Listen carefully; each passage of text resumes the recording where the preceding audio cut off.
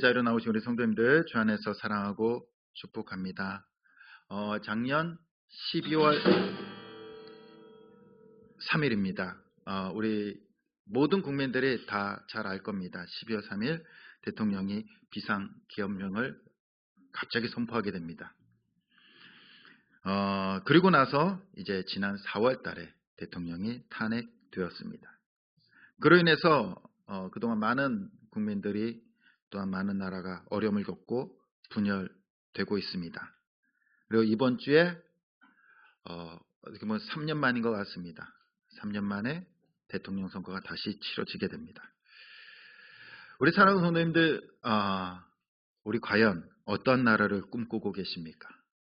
그리고 어떤 나라에서 살아가고 싶으십니까? 수요일이면은 새로운 대통령이 이제 선출되게 될 것이고 또한 새로운 나라가 시작될 것입니다. 각자 많은 국민들이 또 우리 많은 성도님들이 각자 바라는 나라들이 다 다를 겁니다. 그리고 자기의 바라는 그 나라에 부합하는 그러한 사람에게 이제 표를 보낼 것입니다. 저도 개인적으로 소망이 있습니다. 이번 대통령 선거를 통해서 우리나라가 더 이상 싸우지 않았으면 좋겠습니다.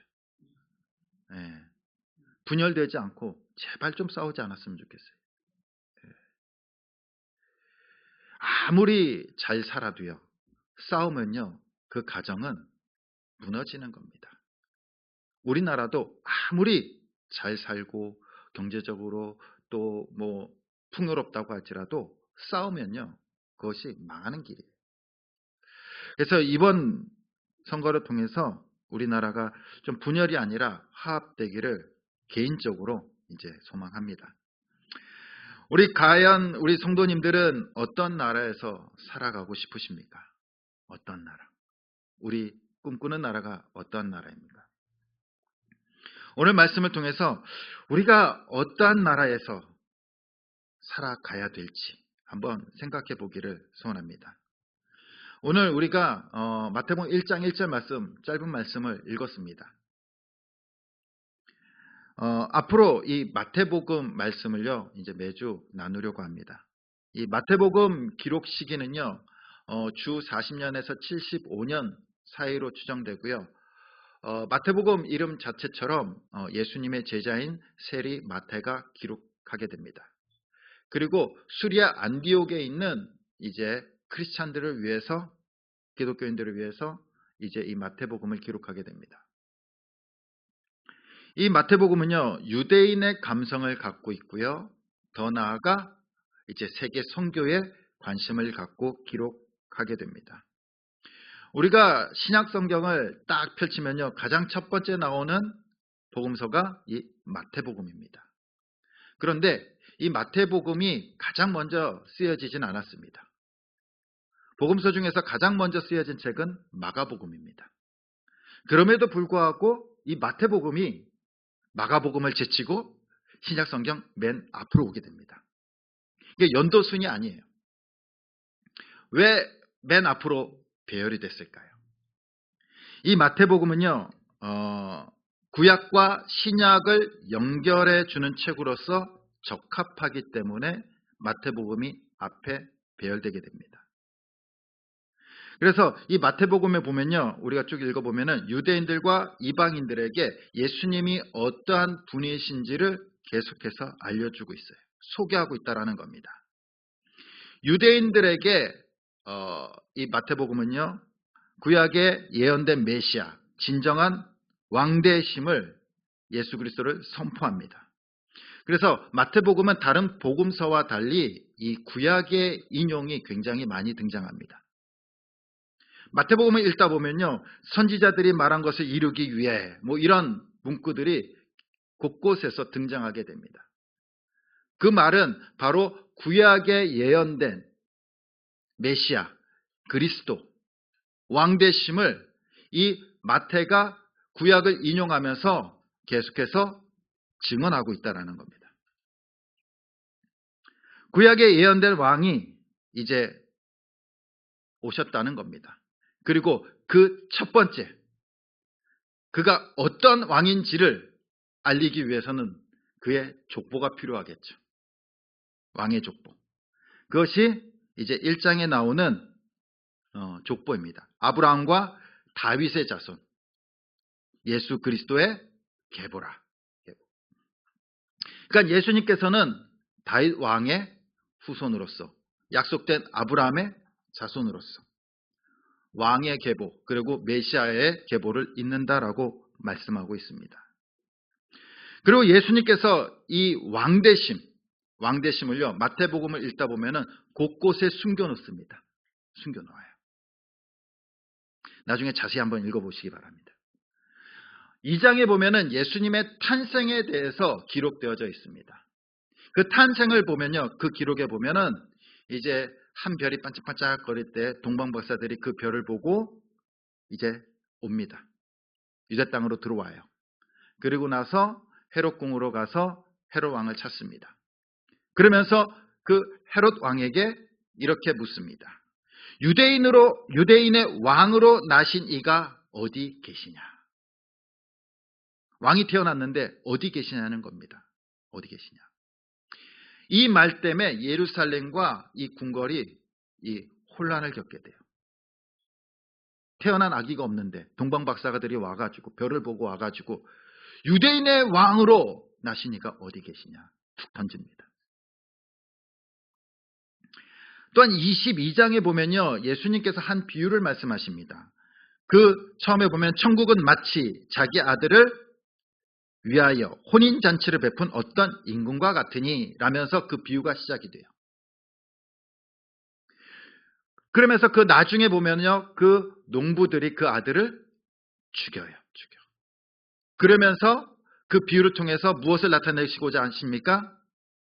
그 죽임을 당한 왕의 아들이 예수 그리스도라는 것을 비유로 말씀하고 계십니다.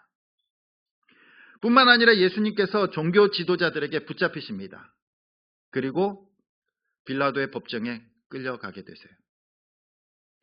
빌라도가 예수님을 만났을 때 그가 물어봅니다.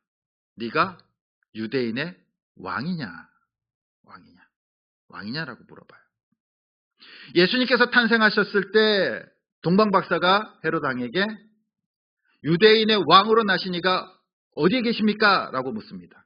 유대인의 왕으로 예수님의 그 탄생이 시작됩니다.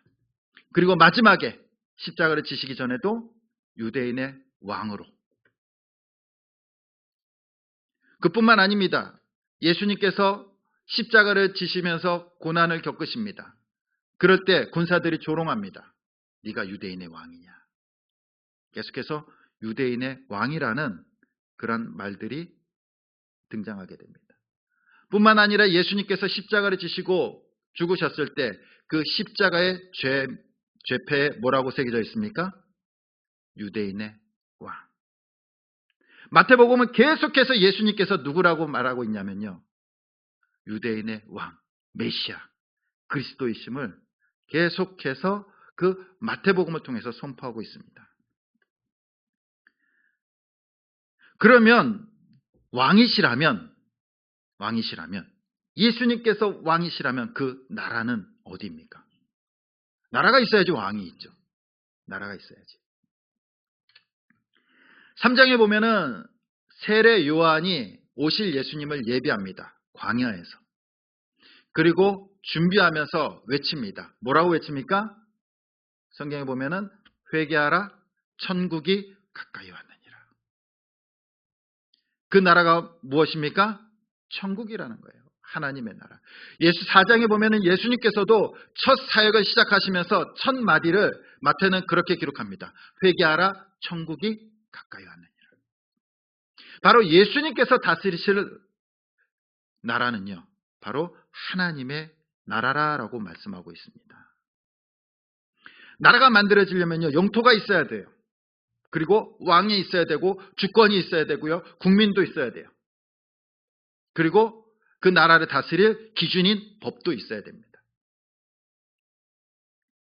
영토는 뭡니까? 우리 눈에 보이지 않지만 하나님의 나라라는 거예요. 왕은 예수 그리스도.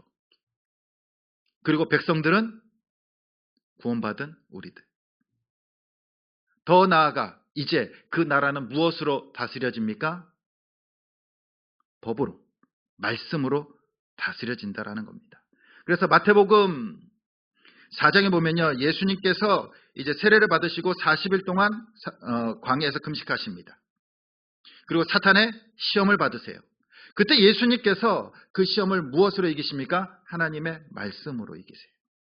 그리고 말씀하십니다. 사람이 떡으로만 살 것이 아니요 하나님의 입에서 나오는 모든 말씀으로 살 것이니라. 하나님의 나라의 백성들은 떡으로 사는 사람들이 아니라 무엇으로 산다고요? 하나님의 말씀. 그 말씀이 생명이자 우리가 살아가야 할 삶이며 그리고 그것이 법이에요. 법. 하나님께서 이스라엘 백성들을 출애굽해서 이끄십니다. 그리고 바로 가나안 땅으로 가지 않으세요. 광야에서 살도록 하십니다. 광야로 이끄시고요. 그리고 첫 번째 그들에게 하나님께서 무엇을 주시냐면요. 십계명을 주세요. 십계명. 모세를 시내산으로 부릅니다. 그리고 십계명과 율법을 이스라엘 백성들에게 주세요. 아직 그들의 땅은 없어요. 땅은 없어. 뭐부터 주십니까? 하나님의 백성으로서 살아가야 할 법, 말씀을 먼저 주시는 거예요. 먼저. 예수님께서도 그의 사역을 시작하고 하나님의 나라를 완성하기 위해서 이 땅에 오셨어요. 아직 모든 구원이 이루어지지 않았습니다.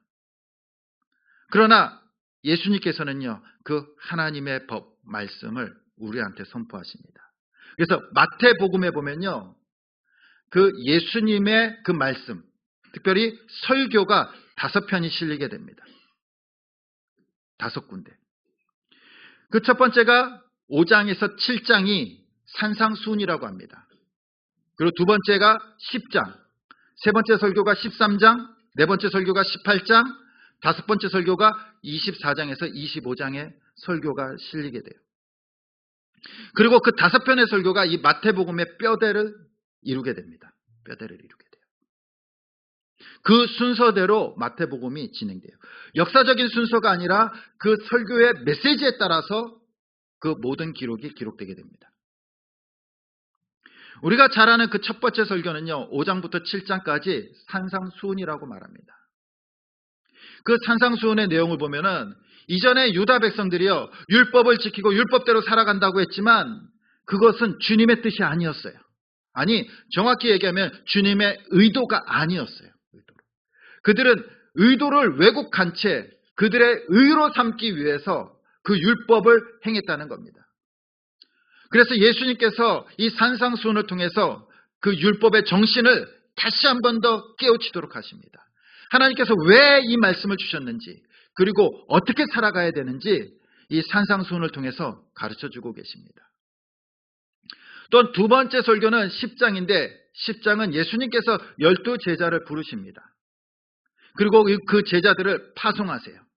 파송하시면서 하나님의 말씀을 어떻게 전해야 되는지, 또한 어려움과 또한 힘든 일이 있더라도 어떻게 지혜롭게 대처해야 되는지를 말씀하고 계십니다. 그리고 세 번째 설교는 13장 비유 설교예요. 비유 설교. 13장을 보면요, 비유로 가득 차 있습니다. 8가지 비유가 나와요. 근데 그 비유의 핵심은 뭡니까? 천국 비유라는 거예요. 천국 비유. 하나님의 나라를 비유로 설명하고 있다는 겁니다.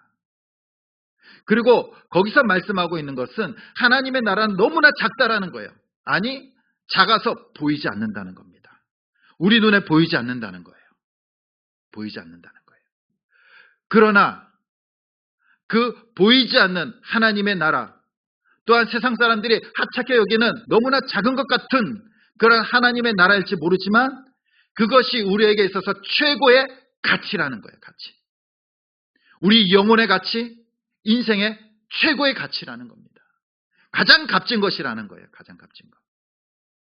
그것을 13장 비유 설교를 통해서 예수님께서 말씀하고 있습니다. 그리고 18장에 보면은 여러 가지 공동체 생활에서 해야 될 삶의 방식들을 이야기하십니다. 어린아이에 어떻게 대해야 되는지, 연약한 자들을 어떻게 대해야 되는지, 그리고 형제가 다른 형제에게 죄를 지었을 때 어떻게 문제를 다루며 또한 회개할 때 값없이 용서하기를 바라는 등 이 공동체 안에서 하나님의 나라의 공동체 안에서 관계 속에서 이루어지는 일들을 주님께서 말씀하고 있습니다. 그리고 마지막 5번째 설교는 24장에서 25장의 말씀입니다. 거기에 보면 제자들이 예수님 앞에 물어봅니다. 언제 심판이 임할지 알고 싶습니다. 그때 예수님께서 말씀하십니다. 알지 못한다. 알지 못한다. 그분이 언제 오실지, 심판이 언제 오실지 모른다. 그러나 너희는 항상 깨어있으라는 거예요. 깨어있으라는 거. 항상 깨어서 하나님의 나라를 준비하고 있으라는 겁니다. 준비하고. 마태복음은 바로 이 5개의 설교를 통해서 이루어져 있습니다. 그리고 그 설교 안에 설교 사이사이에 예수님의 행적들을 그 설교에 맞춰서 기록하고 있는 거예요. 기록하고 있는 거예요. 거기에 보면 하나님의 나라의 백성으로서 어떻게 살아갈 것인가. 그리고 마지막 우리는 무엇을 준비해야 되는가. 예수님께서는 이 모든 말씀들을 마치시고요. 하나님의 나라의 백성들을 구원하기 위해서 십자가를 지십니다. 그리고 죽으시고 부활하십니다.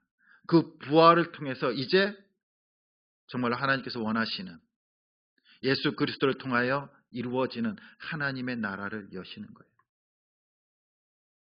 예수 그리스도를 믿음으로 구원받은 백성들, 하나님 나라의 백성들을 부르십니다. 그리고 그 백성들에게 이 땅에서 어떻게 살아가야 되는지, 또한 우리가 무엇을 해야 되는지도 말씀하십니다. 무엇을 해야 되는지. 그 말씀이 바로 마태복음 28장 19절에서 20절 말씀입니다. 우리 같이 한번 읽어보겠습니다. 시작.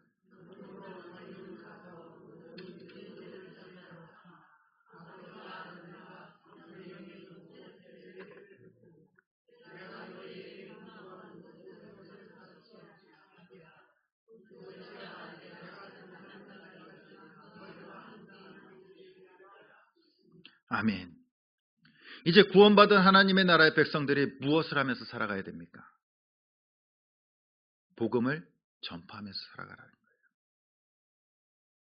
복음을 전파하면서. 그 복음 전파는요, 바로 하나님의 나라를 확장하는 겁니다. 확장하는 거예요. 넓혀가는 거예요. 넓혀가는 거. 하나님의 나라를 넓혀가는 겁니다. 그 사명을 우리에게 주신 거예요.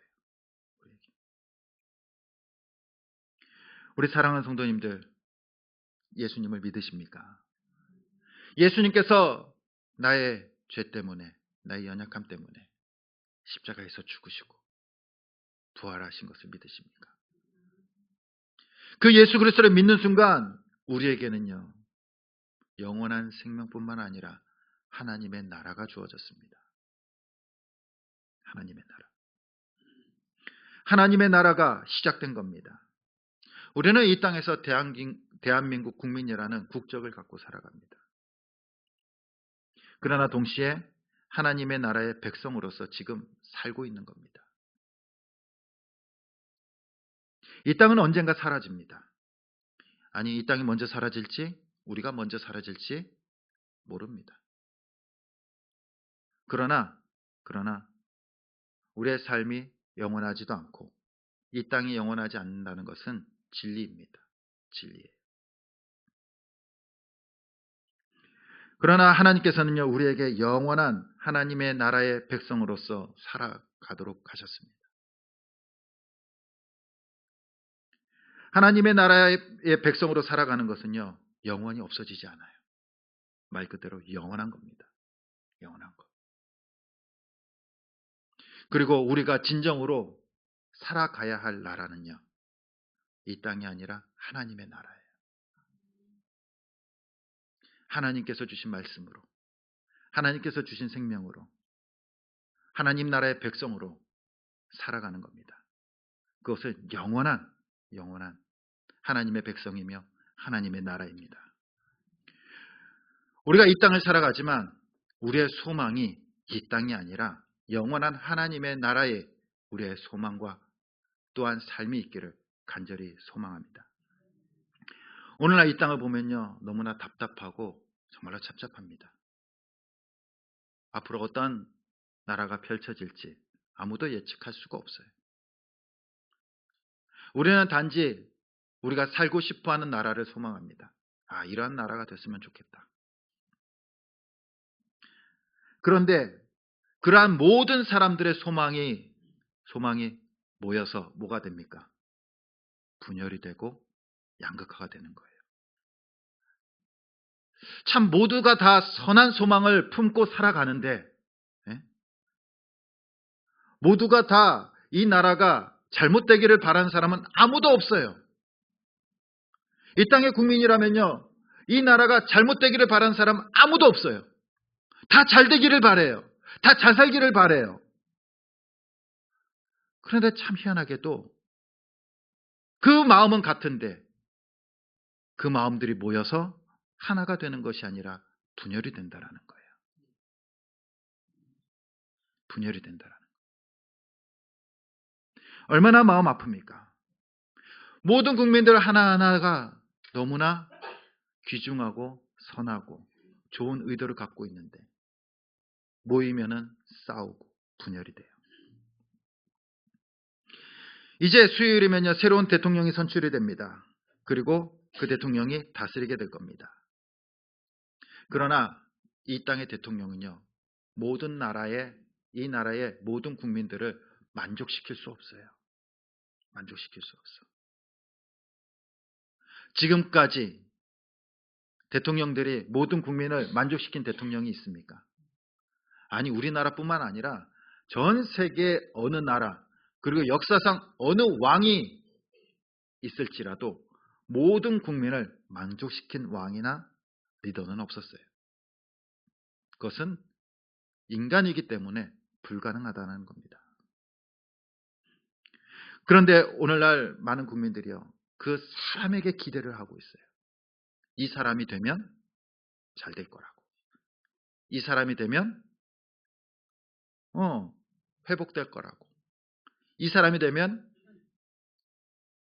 나라에 소망이 있을 거라고. 우리가 그 사람에게 소망을 품고 희망을 품고 우리의 인생을 건다면요, 그것은요, 우상숭배입니다. 우상숭배. 이 땅의 대통령, 국회의원, 정치인들, 이 땅의 리더들, 우리를 책임질 수 없습니다. 책임질 수 없어요.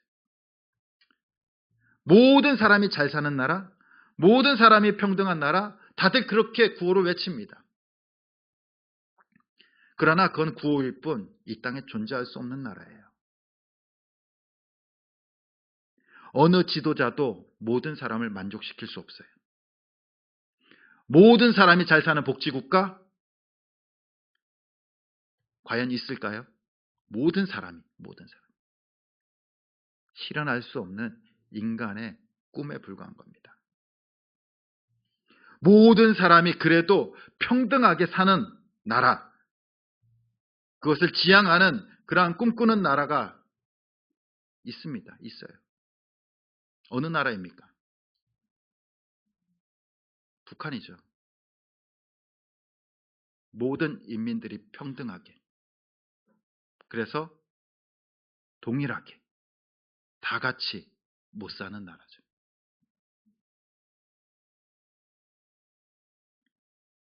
사람은요, 그것을 만들어낼 수 없어요. 모두가 평등하게 살아가는 나라, 구원을 외칠 수 있으나 만들 수는 없어요. 그것이 현실이라는 겁니다. 그러므로 우리는 사람에 기대하시면 안 돼요. 사람에게 소망을 품어서는 안 됩니다. 세상은 물질의 기준으로 잘 사는 나라를 평가합니다. 그러나 예수님께서 말씀하십니다. 사람은 떡으로만 살 것이 아니요 하나님의 입으로서 나오는 모든 말씀으로 살 것이니라. 우리는 물질로 사는 사람이 아니라 하나님의 나라의 백성으로서 하나님의 말씀으로 사는 사람들입니다. 하나님의 나라는 떡이나 물질로 사는 나라가 아닙니다. 세상에 돈이 필요하다면요, 계속 찍어내면 돼요. 돈을 계속 찍어내는데 왜 그렇게 힘듭니까? 그리고 계속 물건을 사들여요. 나의 편리함과 나의 만족을 위해서 삽니다.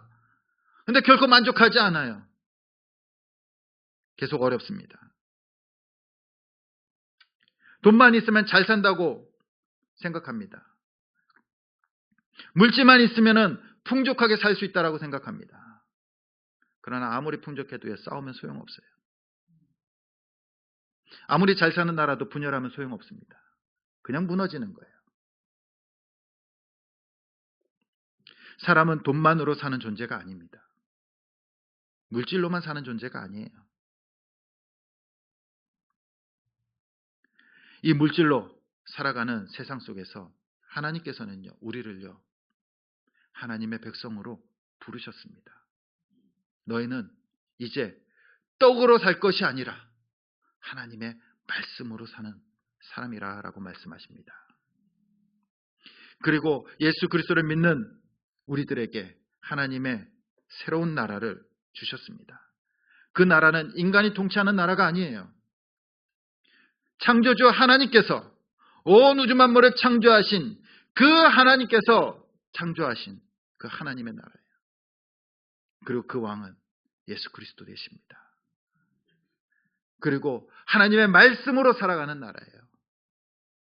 이 땅에는 완벽한 평등도 없고 완벽한 자유도 없습니다. 그러나 하나님의 나라에는 모두가 다 하나님 안에서 평등하며 자유로우며 아픔도 없고 고통도 없고 눈물도 없고 슬픔도 없고 오직 하나님께서 주시는 평안과 기쁨이 넘치는 찬양이 넘치는 완벽한 하나님의 나라인 줄 믿습니다. 바로 우리가 그 나라를 소망하면서 살아가길 소원합니다. 우리는 이 땅에서 살아가지만 우리의 시민권은요, 진정한 시민권은 하나님 나라에 있습니다. 이 땅에서 대통령이 이 땅을 지배하지만 통치하지만 우리의 참된 왕은 오직 예수 그리스도가 되시는 줄 믿습니다. 앞으로 우리가 마태복음을 통해서 그 살아계신 우리의 왕 되신 예수 그리스도를 만날 수 있기를 간절히 소원합니다. 그리고 그 왕 되신 예수님께서 주시는 영원한 기쁨, 영원한 하나님의 나라의 그 놀라운 축복들을 깨달아가며 맛보며 살아갈 수 있는 저와 여러분들 될 수 있기를 간절히 주님의 이름으로 축원드립니다. 이 시간 우리 함께 찬양